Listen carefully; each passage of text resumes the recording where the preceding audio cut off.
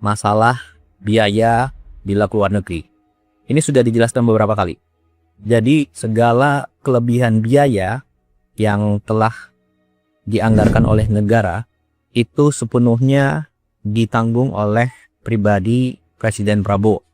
Kemudian berikutnya, karena saya di-mention oleh Pak Dubes Dino, saya mau luruskan beberapa hal. Sebelumnya, terima kasih atas masukan yang telah diberikan, sangat cermat dan terstruktur. Saya pikir beliau adalah diplomat hebat, pernah menjadi wakil menteri luar negeri, walau hanya diberi kesempatan sekitar 3 bulan.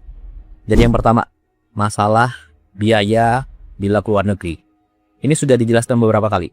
Jadi segala kelebihan biaya yang telah dianggarkan oleh negara itu sepenuhnya ditanggung oleh pribadi Presiden Prabowo.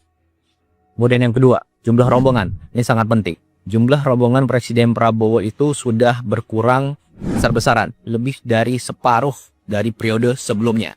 Jadi kalau dulu itu sekali keluar negeri bisa lebih dari 120 orang. Zaman Pak Dino seperti itu.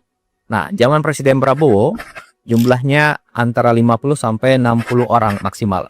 Ini sudah banyak yang tahu, termasuk juga wartawan pasti tahu itu semua. Kemudian yang ketiga, jadwal harus 1 tahun sebelumnya. Jadi gini, kembangan dunia global itu sangat dinamis, hari per hari. Nah, jadi ada jadwal tahunan dan ada jadwal yang mendesak sesuai kebutuhan dalam negeri dan luar negeri suatu negara, ya.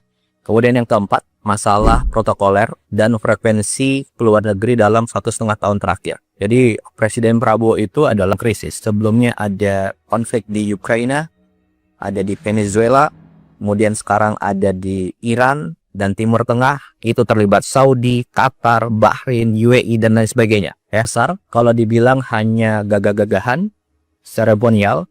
Jadi kita harus lihat apa yang sudah dicapai dalam 1,5 tahun terakhir ini. Yang pertama, Indonesia masuk BRICS. Manfaatnya apa? Ya sekarang ini, di tengah konflik krisis dunia, situasi negara terjamin. Stok BBM aman. Harga BBM subsidi tidak naik. Stok pangan aman. Kemudian yang kedua, tarif 0% di Uni Eropa. Ada 25 negara di situ. Dan ini perjanjian yang sudah diurus belasan tahun yang lalu. Tapi kapan dicapai? Ya zaman Presiden Prabowo, tepatnya tahun 2025 lalu.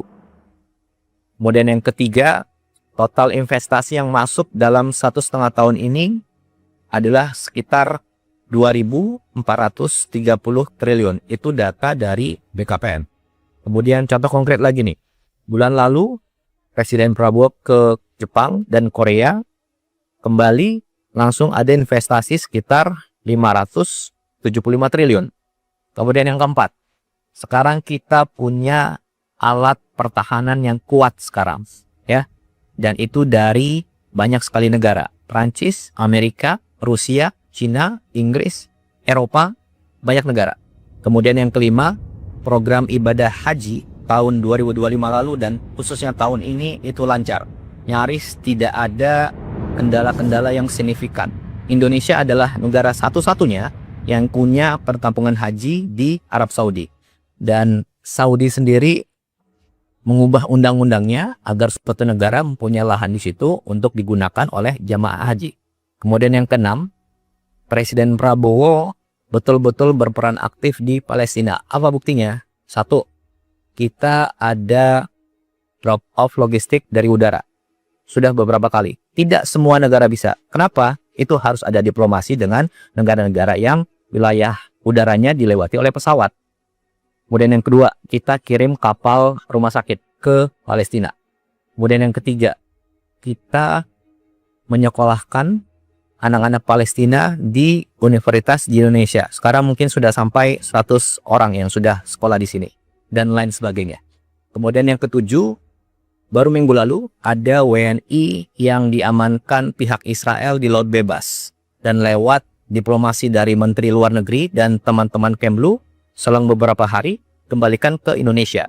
Jadi ini lewat diplomasi yang baik diberitakan maupun yang tertutup gitu ya. Dan ingat, yang tadi saya sampaikan adalah hasil konkret nyata 1,5 tahun terakhir. Dan semua itu adalah diplomasi yang dilakukan oleh Presiden Prabowo lewat berbagai macam cara, baik yang dipublikasikan maupun tidak dipublikasikan. Karena yang terpenting bagi kami adalah hasil konkretnya. Itu yang kita utamakan. Kemudian terakhir, masalah pertemuan dengan kepala negara lain di event-event tertentu. Jadi gini, pertemuan dengan kepala negara lain di suatu event itu yang menentukan adalah Bapak Presiden dan juga saran dari Menteri Luar Negeri. Dan beliau-beliaulah yang mengetahui mana yang prioritas, mana pertemuan yang harus diutamakan, mana pertemuan yang bisa langsung ataupun cukup menggunakan telepon, mana pertemuan yang perlu diberitakan, mana yang tidak diberitakan. Dan saya rasa semua diplomat hebat tahu itu. Jadi kurang elok rasanya kalau itu masih dipermasalahkan ya. Jadi ruang untuk setiap masukan tentu kita terima, tapi jangan sampai kita mengaburkan fakta tentang semua hasil yang telah kita capai. Saya rasa itu.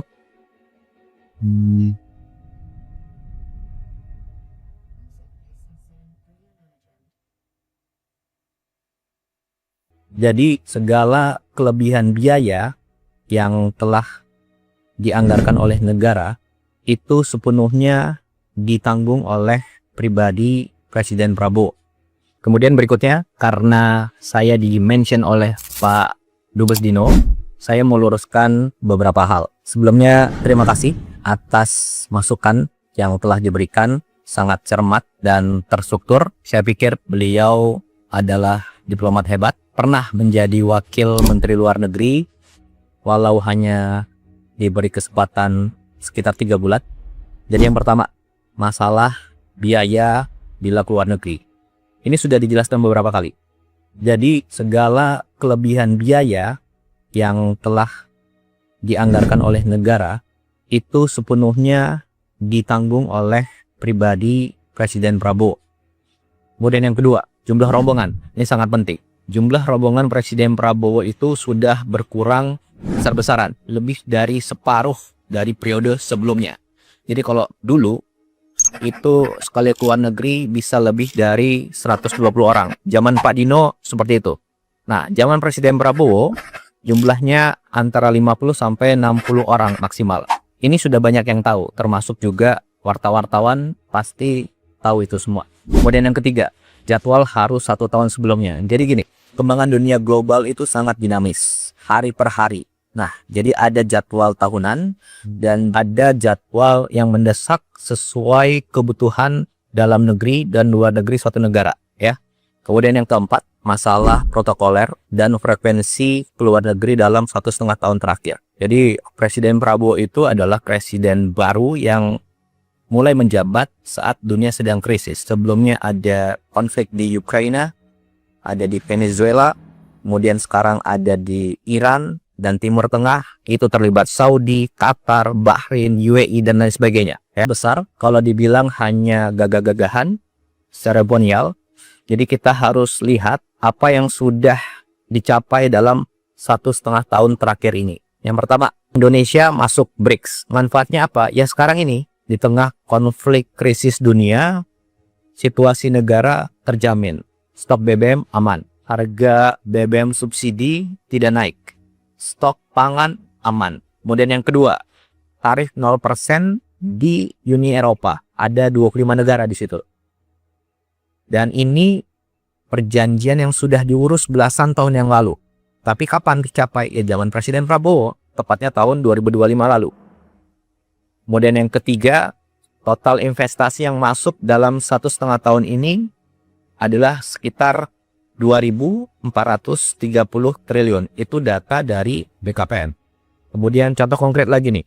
Bulan lalu, Presiden Prabowo ke Jepang dan Korea, kembali langsung ada investasi sekitar 575 triliun. Kemudian yang keempat, sekarang kita punya alat pertahanan yang kuat sekarang, ya. Dan itu dari banyak sekali negara. Prancis, Amerika, Rusia, Cina, Inggris, Eropa, banyak negara.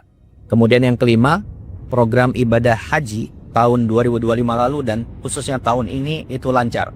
Nyaris tidak ada kendala-kendala yang signifikan. Indonesia adalah negara satu-satunya yang punya perkampungan haji di Arab Saudi.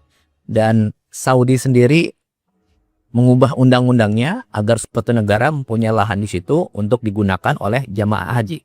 Kemudian yang keenam, Presiden Prabowo betul-betul berperan aktif di Palestina. Apa buktinya? Satu, kita ada drop off logistik dari udara. Sudah beberapa kali. Tidak semua negara bisa. Kenapa? Itu harus ada diplomasi dengan negara-negara yang wilayah udaranya dilewati oleh pesawat. Kemudian yang kedua, kita kirim kapal rumah sakit ke Palestina. Kemudian yang ketiga, kita menyekolahkan anak-anak Palestina di universitas di Indonesia. Sekarang mungkin sudah sampai 100 orang yang sudah sekolah di sini. Dan lain sebagainya. Kemudian yang ketujuh, baru minggu lalu ada WNI yang diamankan pihak Israel di Laut Bebas. Dan lewat diplomasi dari Menteri Luar Negeri dan teman-teman Kemlu, selang beberapa hari kembalikan ke Indonesia. Jadi ini lewat diplomasi yang baik diberitakan maupun yang tertutup gitu ya. Dan ingat yang tadi saya sampaikan adalah hasil konkret nyata 1,5 tahun terakhir. Dan semua itu adalah diplomasi yang dilakukan oleh Presiden Prabowo lewat berbagai macam cara, baik yang dipublikasikan maupun tidak dipublikasikan. Karena yang terpenting bagi kami adalah hasil konkretnya. Itu yang kita utamakan. Kemudian terakhir, masalah pertemuan dengan kepala negara lain di event-event tertentu. Jadi gini, pertemuan dengan kepala negara lain di suatu event itu yang menentukan adalah Bapak Presiden dan juga saran dari Menteri Luar Negeri.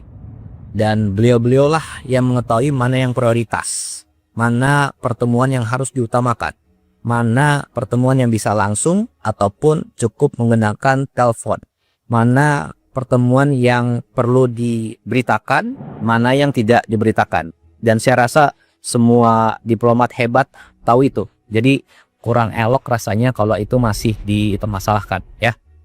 Jadi ruang untuk setiap masukan tentu kita terima, tapi jangan sampai kita mengaburkan fakta tentang semua hasil yang telah kita capai.